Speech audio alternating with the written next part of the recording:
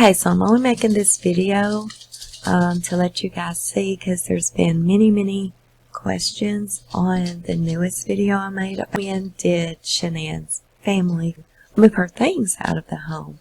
Well, here is your answer. I'm going to play this video, but as you see, this is a live from Ashley Banfield, and it was September the 26th, 2018 that she posted. It goes on to say, just a few hours ago, a moving truck is spotted in front of the home. Who was at the house with moving trucks and what was really going on? The woman who took photos of the truck explains to us what she saw while driving through the Watts neighborhood. Okay, and obviously it's been confirmed now that that actually was exactly what was happening. Shanann's family was there cleaning the house out. Okay, so I'm going to go ahead and play this for you guys. And keep in mind that the video I made about the missing puzzle pieces, those body cam footages are from September the 21st, 5 days before her family came and had taken anything out of the home. So maybe this is why the family decided to go ahead and let's just get the things out of this home, because, you know, they're afraid that the home's going to be broken into, or with the dark-haired lady walking up and never leaving.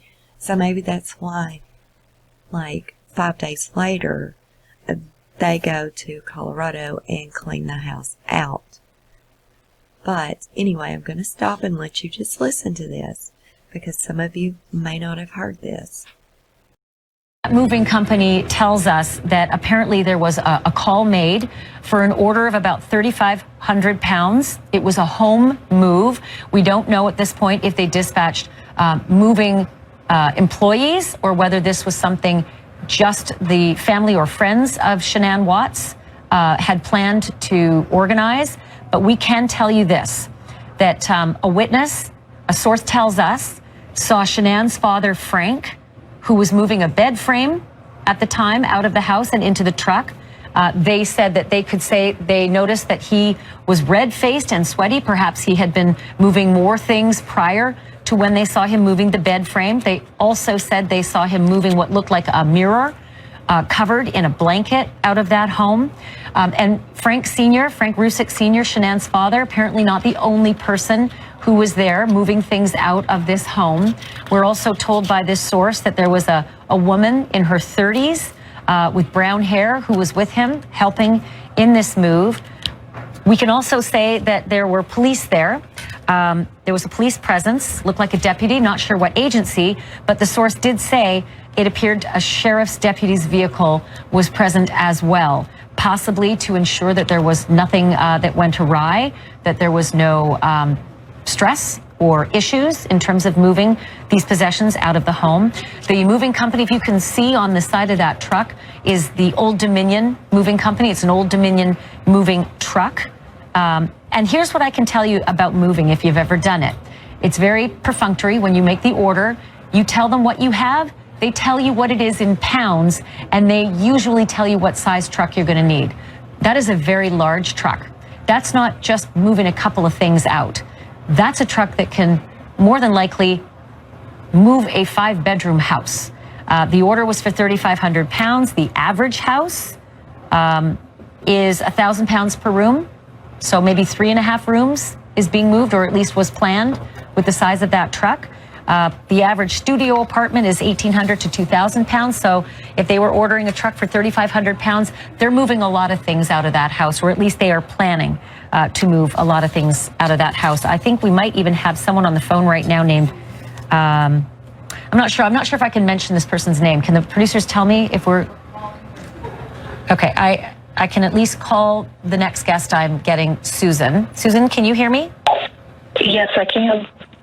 This is all sort of breaking as we're live, going to live in the last 5 minutes of this program. Can you let me know, are you the person who witnessed this this truck outside of the Watts home? Yes, I did. I just happened to be driving that route and saw the moving truck out in front of the house. What else did you see? I mean, there's a couple of things I've just reported in terms of Shanann Watts' father, Frank Rusick Sr., moving a bed frame and what appeared to be a mirror. Did you see anything else being moved out? No, those were actually the two things that I witnessed. I did notice that each time they loaded something, they did close the back of the moving truck. So that kind of caught my eye. But for the most part, I was just driving by, and Frank turned around and looked at me as he was going up the ramp to load the item onto the truck.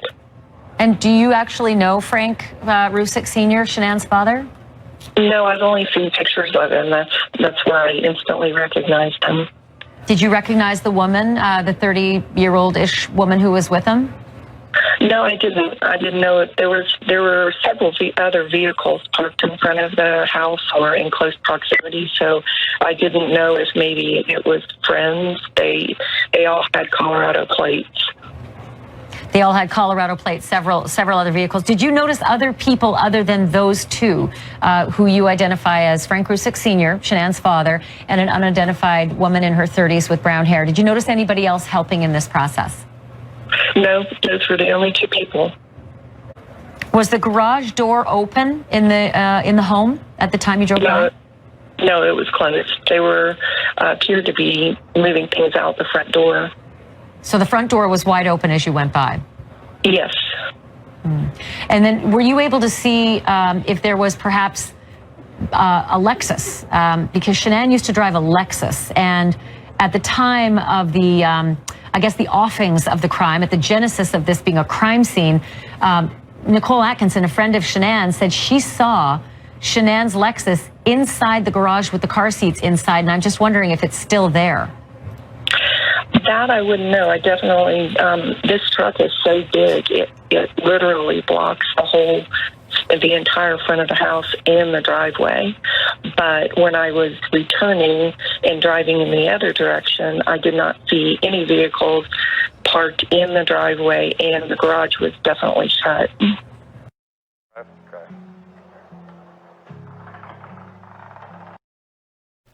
Okay, there you have it. So it was the 26th when Shanann's family moved the belongings out of the home. What I found also interesting about this video clip with Ashley Banfield was some of the things the caller said.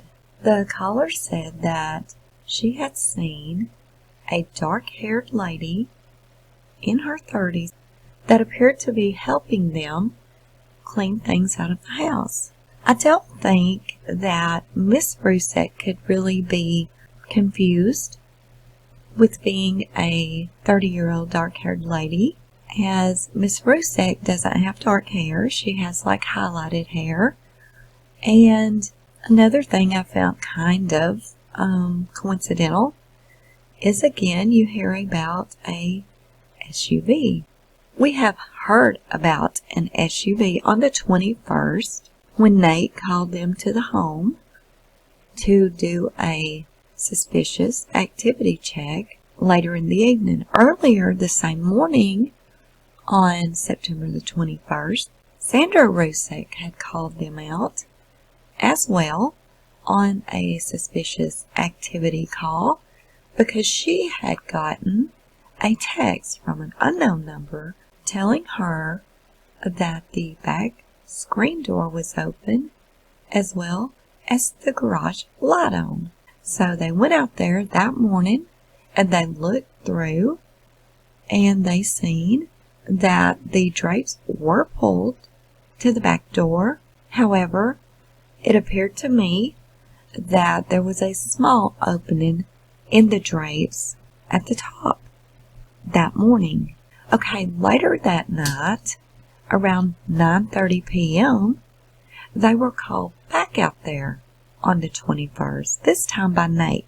And Nate showed them footage of a dark-haired lady that had walked up to the front door of the Watts home, but she was never seen leaving.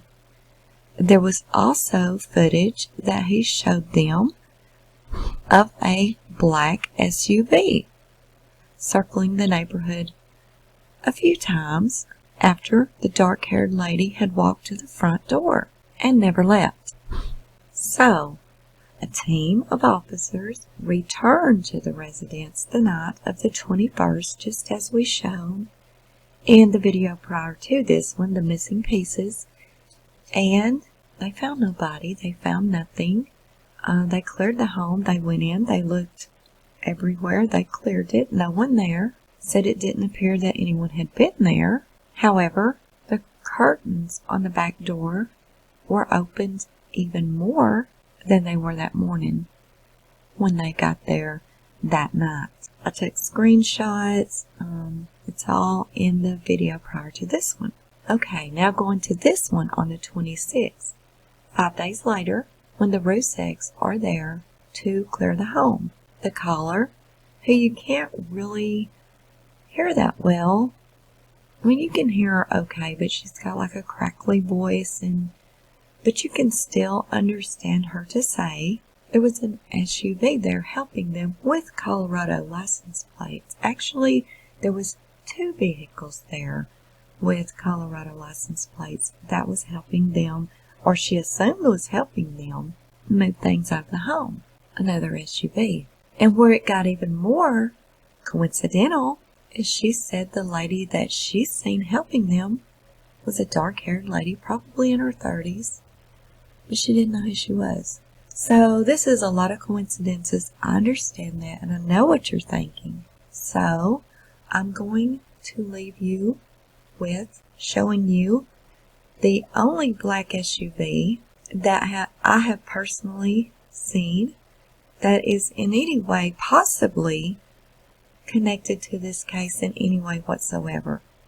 Ironically, where the black SUV stays is also where a little gray truck stays, and that would be at NK's mother's house. Now, I'm not saying these are the same black SUVs. Not saying they're the same little gray truck. Not saying that same dark-haired lady in her 30s. I'm saying there's a lot of coincidences in this case that evolves a thing, and it's just mind-boggling. So let's look at the black SUV that I know a lot of you are curious about and thinking possibly. So here it is. Well, you can't see it very well in this photo. Let me get another one.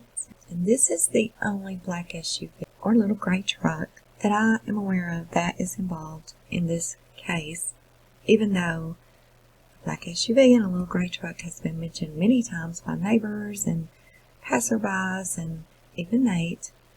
I'm not saying it's the same, just saying this is the only ones I know connected to the case in any way, or could be whatsoever, and they happen to be sitting at this same residence at 3631 S. Andes Way, and who lives there is Nicole Kessinger's mother.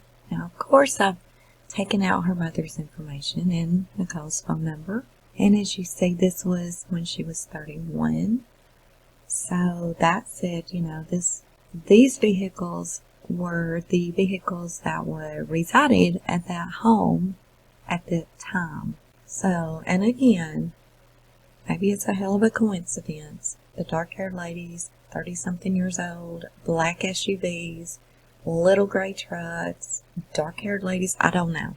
Maybe it's all a coincidence. When you're putting pieces of a puzzle together, you have to be like, okay, here's a black SUV, here's a black SUV, here's a little gray truck, here's a little gray truck, dark-haired lady 30-something, and you try to put this puzzle together and try to find a common denominator where all of these things would combine into one section of the puzzle. And the only, as I say, the only section or the only place that little gray truck or a black SUV that I'm aware of is connected to this case is right here. That's it. That's all I know. And I know a lot of you already know this, and that's why I went ahead and put it out there. The majority of you already know this, actually. That's why I went ahead and put it out there before, the questions start about it. Well, doesn't Nicole have a this? Or doesn't Nicole have a gray truck? Doesn't she have a black SUV? Again, hell of a coincidence. Okay, guys, have a great day, night, evening, wherever you may be. And if you found this video thought-provoking or learned something new or any of the above, please give us a thumbs up. We truly appreciate it. And until next time, this is Unjustified.